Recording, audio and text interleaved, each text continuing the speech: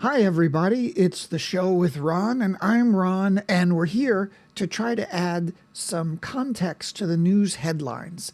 So, right now, we're on the eve of the New Hampshire primaries, the second primary after last week's first primary challenge, which was actually a caucus. But anyway, we're choosing to see who will be the party nominee for each of the parties. And the big question here in the media is, will Trump be the nominee again? And there are many forces on both sides, and the Republicans and Democrats, who would like somebody else in that position. So lots of news stories in the past couple days here on Drudge playing up the effect that Trump is slurring his speech, that maybe he's just as bad as Biden in terms of his cognitive function, that he's plagued by hecklers, protesters, and QAnon chants. He's slurring his speech. He's incoherent, this sort of thing. This is kind of a way to send a message to the public to say either he's sort of the same as Biden or no worse than Biden, or, a lot. I think we'll see this in some of the polling, but it's not that a lot of the voters like Biden. It's just that they do not like Trump. And one of the aspects of the race at this point, there's some article in here about is Trump going to be the nominee, and that surprisingly the Democrats like that because that will energize the base of people who were kind of lukewarm about Biden, especially younger people, perhaps, who are upset about the economy and immigration issues. Of course, the issues that the media, again, it tells people they're foolish to think that those are problems. They're not problems. Everything's just fine. But it's caused a lethargic effect among young people. And having Trump there, since many people are, I think, justifiably afraid of Trump and his chaotic nature, that might energize them to stop Trump. Not necessarily. That doesn't make Biden any better, but it makes him better than Trump, the person you're not supposed to like. And here we have a note of the campaign shakeup. There have been a few prominent Democrats at the end of last year who came out and were complaining that the Biden administration was not moving aggressively enough in its campaign posturing. And it seems that has been taken seriously, especially with the prospect now it looks like that Trump is probably going to be the nominee. Oh, I think I glanced past this. Haley, will she keep going? Now, since it's right before the New Hampshire primary, she, of course, the candidate who's going to be in the election is going to say, well, absolutely, I'm going to run 100%. They would never say, well, if I vote, if you vote for me in this election and I win the primary, I'll stay in. But if not, I'll probably drop out. You would never say that. So this sort of statement doesn't mean anything coming right before the primary season. And I think the last big time we had someone who really held on all the way into the summer through all the primaries, even though she was losing, was Hillary Clinton. She worked very, very hard to try to get the nominee over Obama, and eventually could not. And that started Obama's run as president. I don't, certainly it will not happen this time. The prediction, the story is that Trump is going to prevail in these primaries.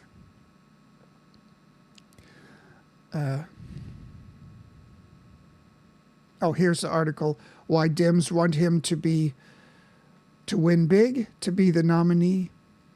This may be a way to energize Biden's campaign.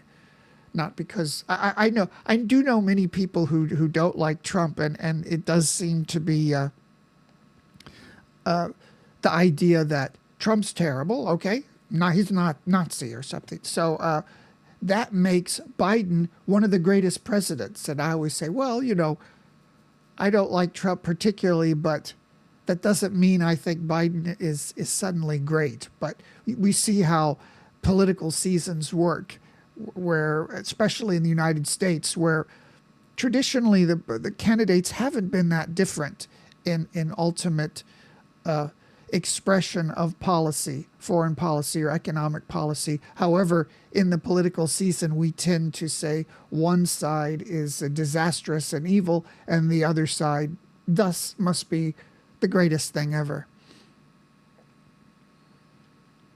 Here we have these deep fake of Biden. I guess it's a fake that's almost undetectable. Someone had this robocall thing calling up in New Hampshire telling people not to vote. I wonder if these are created with these new AI tools, and why the federal government doesn't regulate them. I hate to be calling for more government involvement, but this seems like something that should be regulated. Why is this allowed? Shouldn't those giant companies face fines for allowing this to happen? Not constraining their system so it can't occur. This is a very dangerous thing.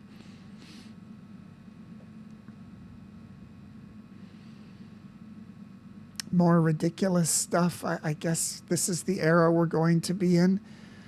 Albert Einstein and Isaac Newton's could deliver university lectures using holograms. It seems sort of like entertainment, not really science. We know what the other day DeSantis dropped out.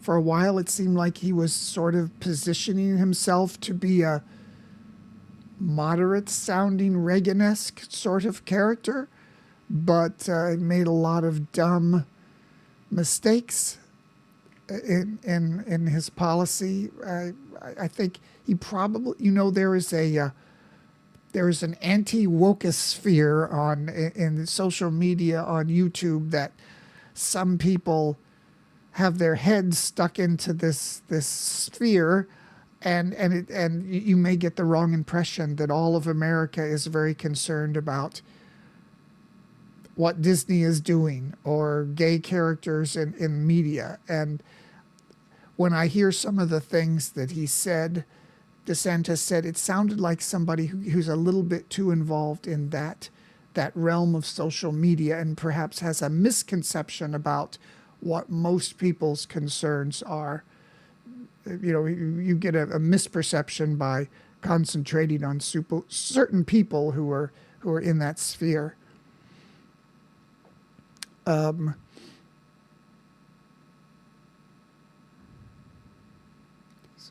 obligatory things about sex, some articles about sex down there. Here we have Doomsday Clock. This was a thing in the 40s, a bunch of scientists set up. Again, I come from the Cold War era. I understand what this was about. This was about the liberal side saying we need peace at any cost.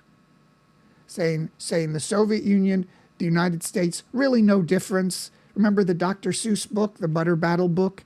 Just the difference between a Western democracy and the totalitarian states is just one side butters its bread on one side and the other butters it on the other. No big deal. We all have kids. We all want peace. We can't possibly stand up to evil in the world or a totalitarian system because there might be a nuclear conflagration. So I think a lot of that thought was lost after the end of the Cold War, and it actually became the liberals and the Democrats who really started to stand up more to say, we need to try to disadvantage or even overturn totalitarian states. So here we have the concept of this again, a rising danger of nuclear a war, and perhaps the end of civilization. This is I can't really argue that the danger is heightened. Russia's very obviously and openly warned that this could happen, and of course Russia, not really. It's not a crazy rabble-rousing country like North Korea. It's what a lot of the West thought was a junior partner in our building of liberal democracies around the world. So here we have this resurgence of the doomsday clock concept, and I think the political system, when we saw this thing in before the end of the Cold War, in the 80s and before, the message was always clear. We must not ever confront the Soviet Union. We must always back down. We should always accede to whatever is happening because the danger of destruction is too great. I think now there are no clear political lines about what the doomsday clock means, because there's some people on the right who favor America as a policeman of the world, and still many more who have gone back to the old Republican idea of isolationism and saying, I don't want to spend hundreds of billions of dollars to fight in Ukraine. Who cares? And on the left, the Democrats, there are many people who have taken up the mantle that the Republicans used to have, which was to be the policeman of the world and overthrow countries. Even Obama overthrew Libya. This is really something that came out of the Clinton era, because Clinton centered himself as that centrist person, and he took a lot of Republican policies, especially with regards to foreign policy, and implemented them. So we have the left, we have people who are for the American as a policeman, and still many more who say that all the foreign wars are bad, it's none of our business, and we shouldn't spend the money. Sometimes those beliefs depend on whether there's a Republican or a Democrat in the White House, because, when Bush was in the White House, his foreign wars were terrible and he was a war criminal. And then when Obama was, he did the same thing, but there was very little outrage about that. So we're in an unsettled time about how to respond. Do we have more engagement in the world or less? This is fascinating. I love this. I almost wonder if this is true. A newspaper in 1924 predicted what life would be like in 2024. Automobiles traveling on speedways through the center of town. Ever-moving sidewalks, just in airports. Motor cars increasing and multiplying indefinitely. All those things came true, as the article says. The horse would be extinct.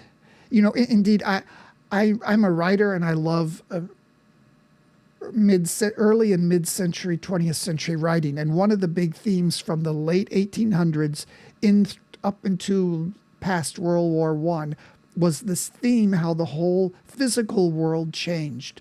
During that time, it started with dirt roads and horses everywhere. And the major issue in the whole world was there's just going to be more and more business and more horses and more giant carts. And how do we move the manure, the waste away? That was a huge industry. And then within a couple decades, all that changed. And all the roads were paved and all the horses were gone and there were cars. So this is what this article, this guy is seeing right there. And there are particularly writers, you see people like William Faulkner, and Sherwood Anderson, maybe even more so. There's a certain sort of sadness in their writing about the lost world, the world where most people were farmers, where most of the roads were dirt roads, where there were no cars and everyone rode on dependable horses. And this world almost overnight, in a scary way, changed to something else. So this would have been a something that was part of culture at the time. People bemoaning, and just very quickly, the whole horse culture, the whole horse economy was gone. Here's the radio, listening to the radio. Americans will laugh at radios in 2024.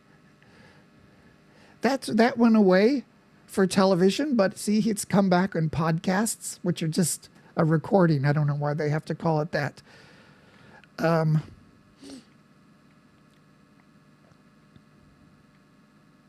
Life expectancy, we live to be 100 years old, and 75 years old would be considered as young. You see, what we didn't realize here is the dangers of affluence. So affluence and the cheaper food that's made everybody fatter and caused a lot of, hasn't necessarily caused better health and longer life expectancy to be 100.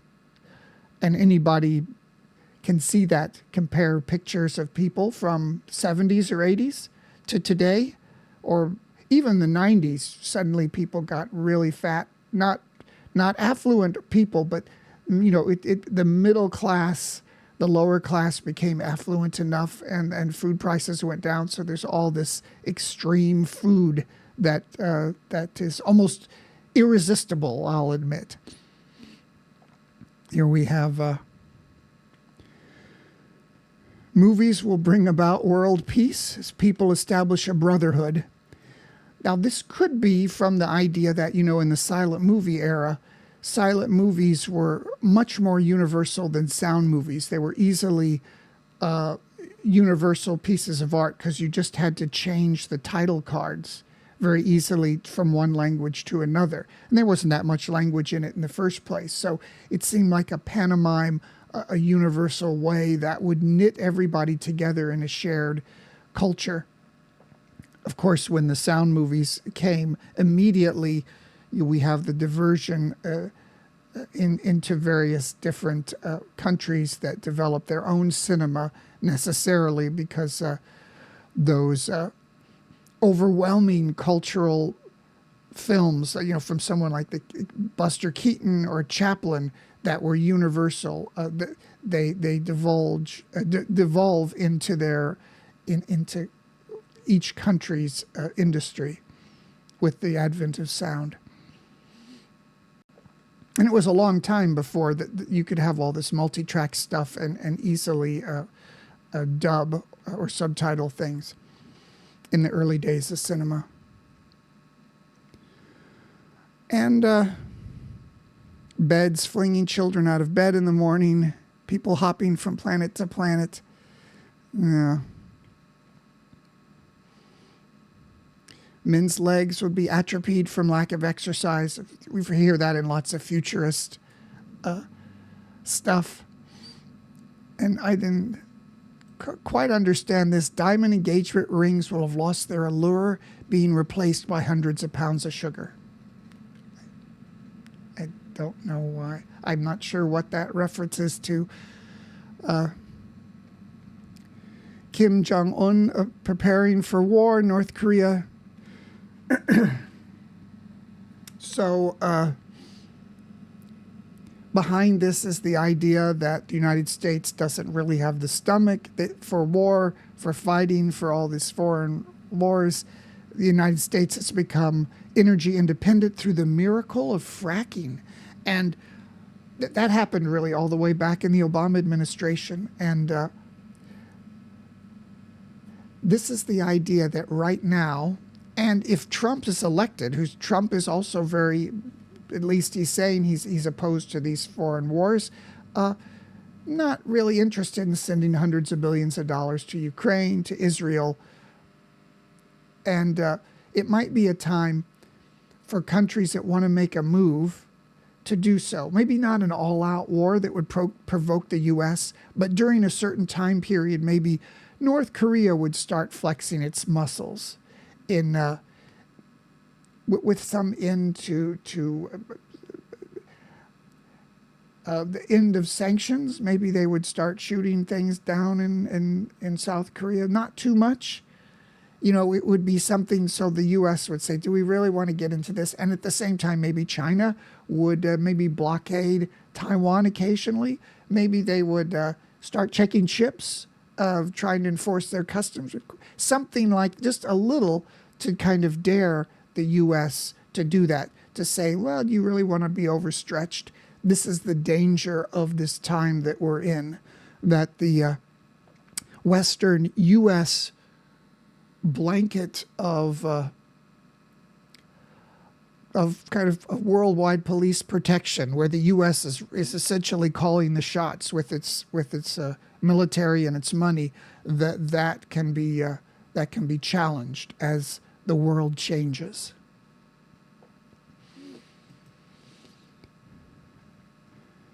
No cash accepted signs.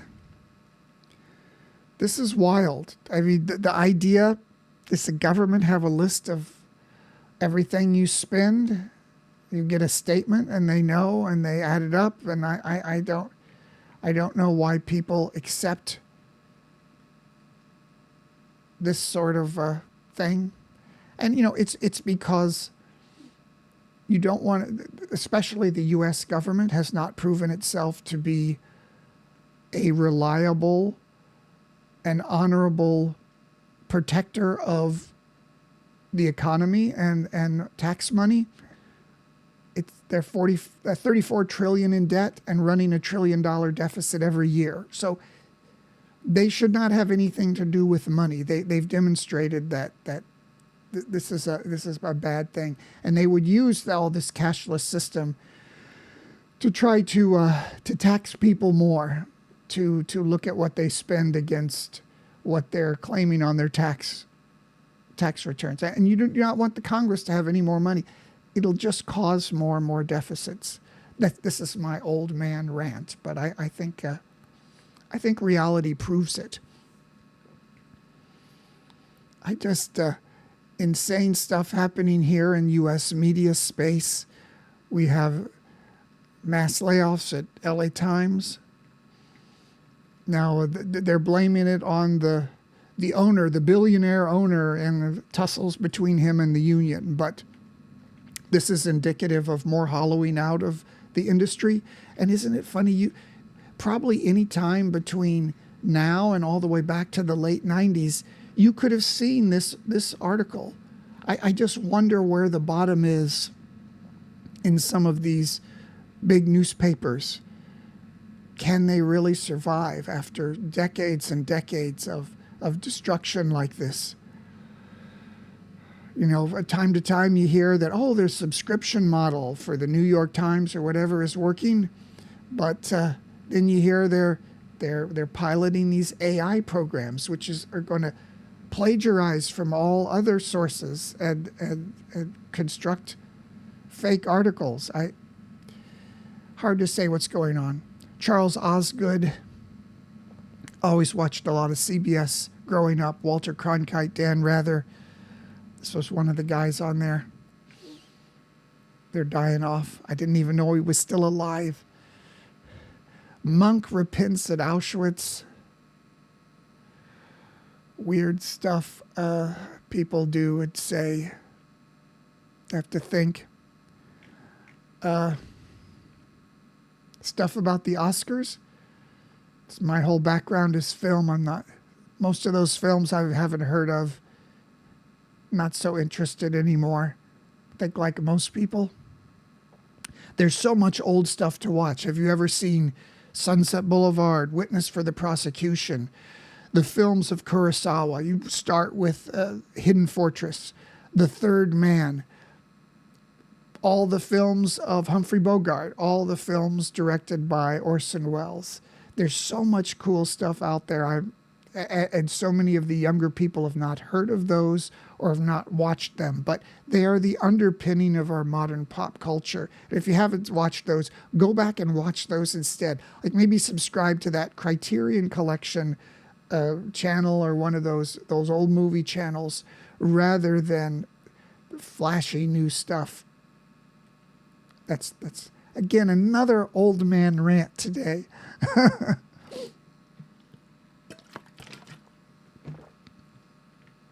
Okay, this is probably right. They're bringing up Kamala Harris. So what will happen with her is that if it ends up being Trump and Biden, as we all think it will, people will start saying it's actually Trump versus Kamala Harris, because Biden is so daughtery. It's, they're trying to make that case against Trump, but it's not just his age. It is the apparent way Biden conducts himself. He seems a little bit too old. And people might question whether he could even make it to the election, or maybe after the election he'll resign and hand over the reins to Kamala Harris. And that is what the Republicans will make a big deal of, because Kamala Harris herself has been plagued with all the staff turnover. She's supposed to be hard to work with. And even the media that usually protects the left has presented a lot of these stories about her earlier on, a couple of years ago, almost seeming like they were trying to move her aside, like perhaps she could be appointed as the replacement senator there in California as a face-saving way to leave the vice presidential post, because people foresaw, what if it's Trump and Biden again? We have this issue with perhaps Kamala Harris not having the right gravitas to be considered a presidential candidate. But I don't know, maybe they've worked with her. There's all those videos of the supposed word salad where she's not very good speaking off the cuff. She kind of says odd, random things. And as long as I was going to mention this earlier. So today, tomorrow, we've got the New Hampshire primary. And then we've got a series of ones coming up in February, South Carolina, Nevada. And I wanted to mention just the parties decide the dates of these in coordination with state legislatures if they control them at the time. And these will be shuffled around sometime to make sure that a candidate that is acceptable to the general public and not just kind of maybe the Eastern liberal elite in the big cities. And the example of that was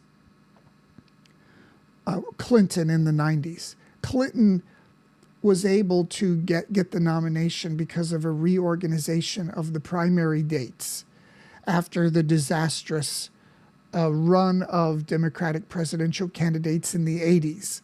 We have Carter, and we have Mondale, and we have Dukakis, all people, because they got momentum from the early primaries, which locked in over Alexa, stop, which locked in overly liberal characters who were not going to be acceptable to the general public, and they were all trounced in the election. So, Alexa, stop. In those last reports for Amazon, their loss from running Alexa, their loss, not what it costs them to run it, was $9 billion.